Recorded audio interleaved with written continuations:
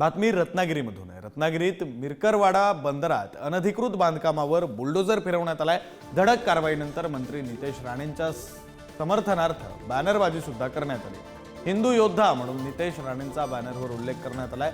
नितेश राणेंचा चढला पारा, अनधिकृत बांधकामांना नाही थारा असा आशय सुद्धा या बॅनरवर पाहायला मिळतो।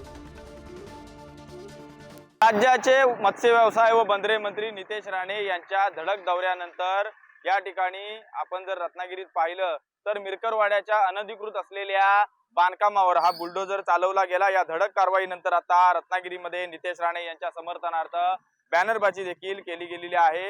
हिंदू योद्धा म्हणून नितेश राणे यांचा या बॅनरवर उल्लेख केलेला आहे। मंत्री नितेश राणे यांचा चढला पारा, अनधिकृत बांधकामाला नाही थारा अशा पद्धतीचे देखील लाईन या ठिकाणी आपल्या या बॅनर मधून आपल्याला दृश्यामधून दिसून येत आहे।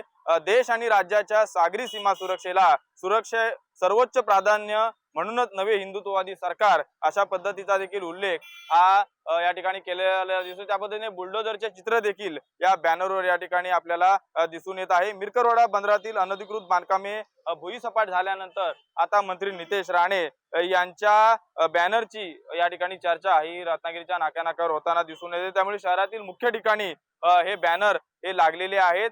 मंत्री नितेश राणे यांच्या दौऱ्यानंतर या ठिकाणी मत्स्य व्यवसाय व बंदरे खात्याने धडक कारवाई करून मिरकरवाड्यातील अनधिकृत बांधकामांवर बुलडोजर देखील चालवल्या गेल्यामुळे आता मिरकरवाड्यातील संपूर्ण जागा ही मोकळी श्वास घेताना दिसून येत आहे। राजन चव्हाण, पुढारी न्यूज, रत्नागिरी।